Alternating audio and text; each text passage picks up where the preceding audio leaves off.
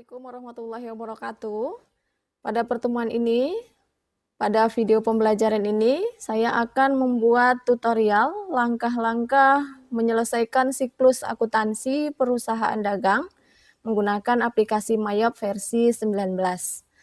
Nah, sebelumnya kita harus memahami dulu siklus akuntansi dari aplikasi Mayop versi 19.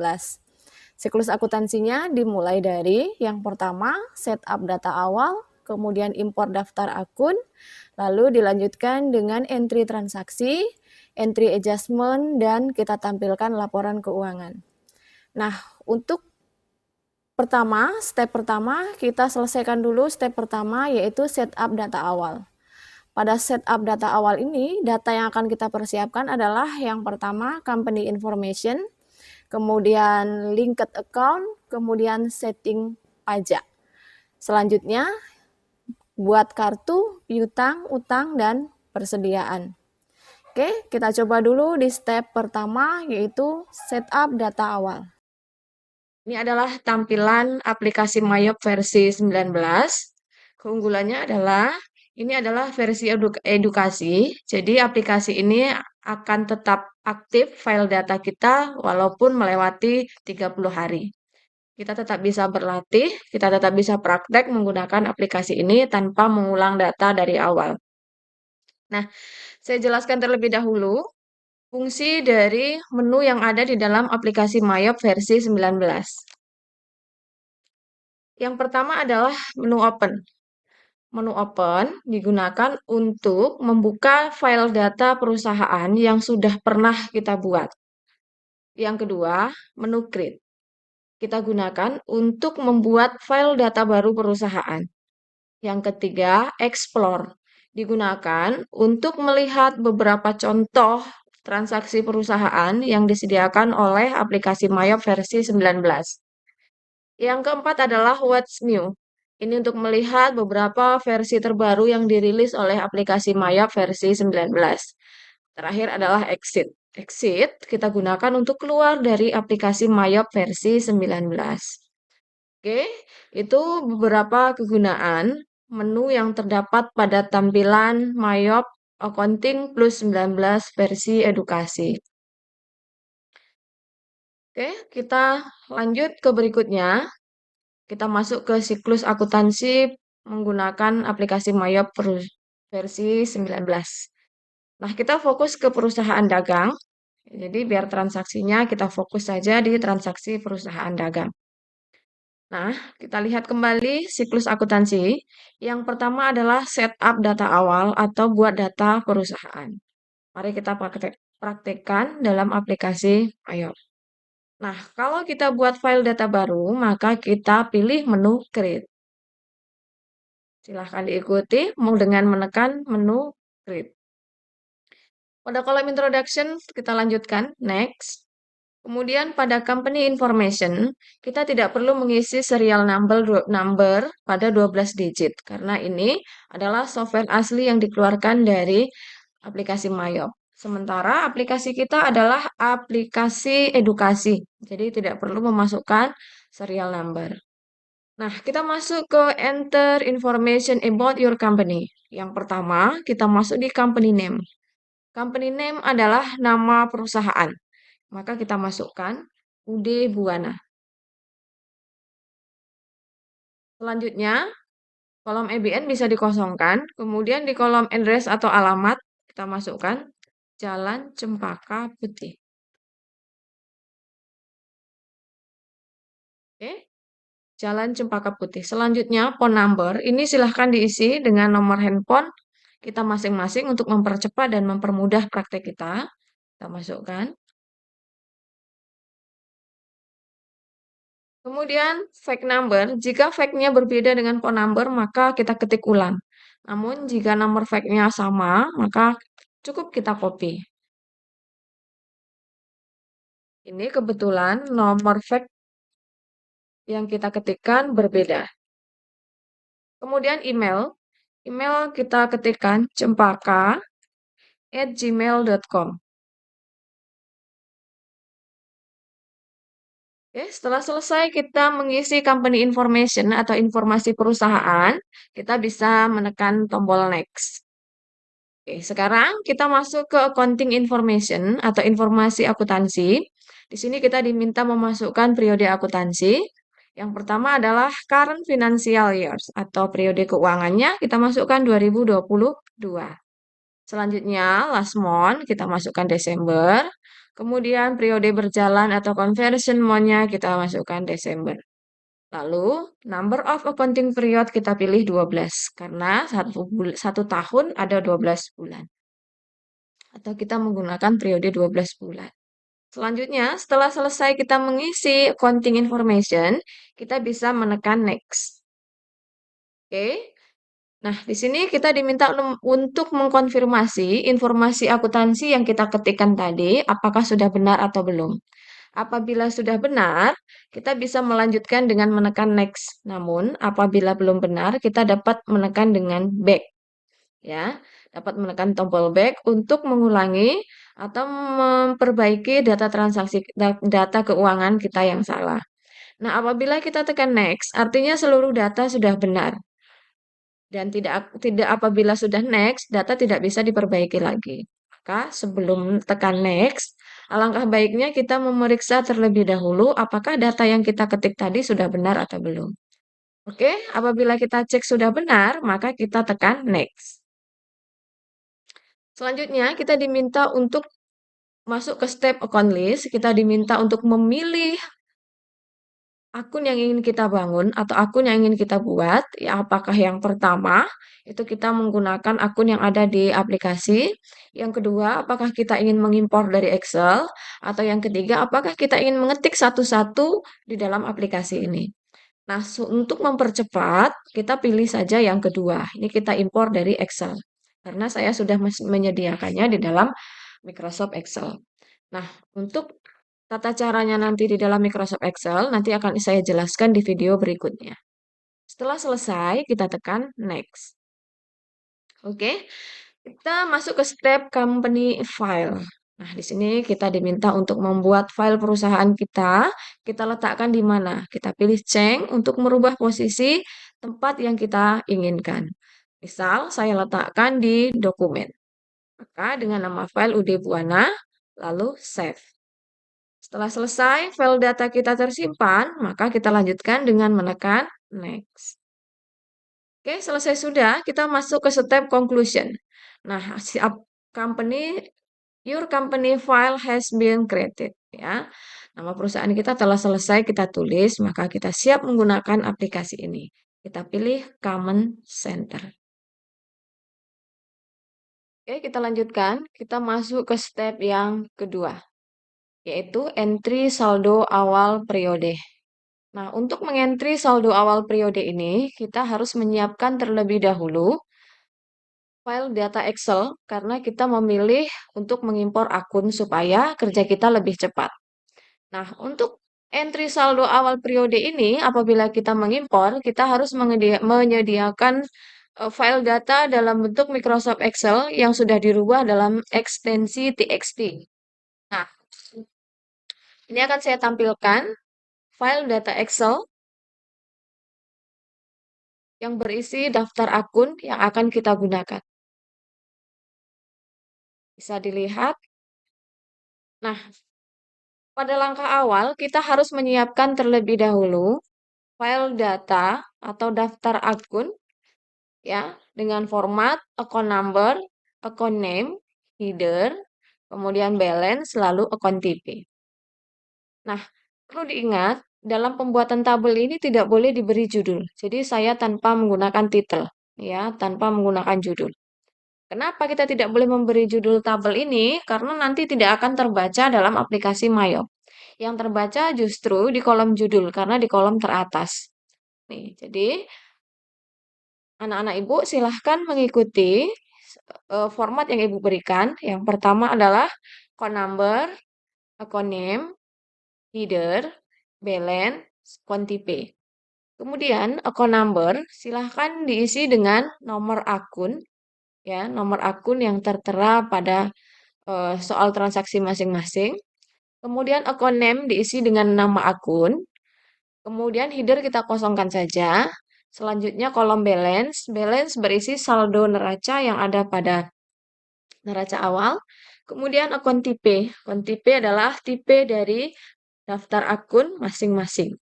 Oke, setelah semua terisi, seperti ini, sampai selesai, anak-anak ibu harus menyimpan.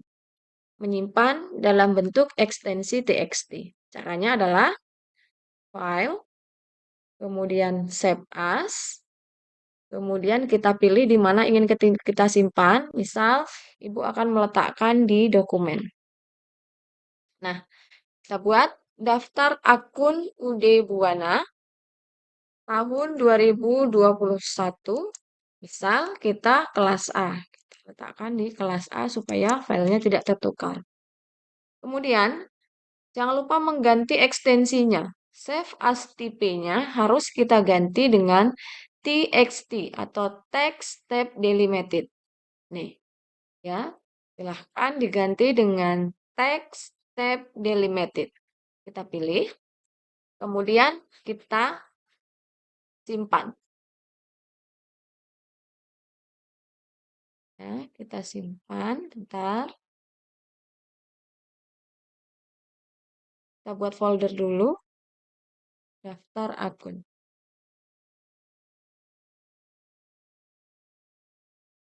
Oke. Kalau sudah kita buat folder daftar akun, kita buat nama file perusahaannya, kemudian save as tipe-nya kita ganti dengan text tabs delimited. Nah, kenapa harus text tab delimited? Ini adalah ekstensi txt yang terbaca oleh aplikasi Mayop. Nah, kalau misal kamu bertanya, kenapa Bu harus diganti? Kalau tidak diganti bagaimana? Nah, kalau tidak diganti, kita tidak akan bisa mengimpor. Data yang ada di dalam Microsoft Excel itu tidak akan terbaca oleh aplikasi Maya versi 19. Setelah selesai, kita tekan Save. Data tadi tersimpan, kita tekan OK. Ya. Kemudian setelah selesai, ini kita keluarkan. Nah, kenapa harus dikeluarkan? Karena biar tidak terlalu banyak file yang terbuka. Nah, yang kita buat tadi, kita lihat di dokumen dengan nama file daftar akun. Nah, ini adalah file yang sudah kita rubah dalam bentuk txt tadi. Oke, setelah selesai, silahkan dikeluarkan. Kenapa harus dikeluarkan? Karena apabila filenya terbuka, tidak akan bisa terimpor. Oke, sekarang kita close. Oke, kita masuk step yang kedua, kita lanjutkan praktek kita. Yang kedua adalah impor daftar akun. Ya, kita impor, caranya adalah pilih file, kemudian impor data, kemudian account, lalu pilih account information.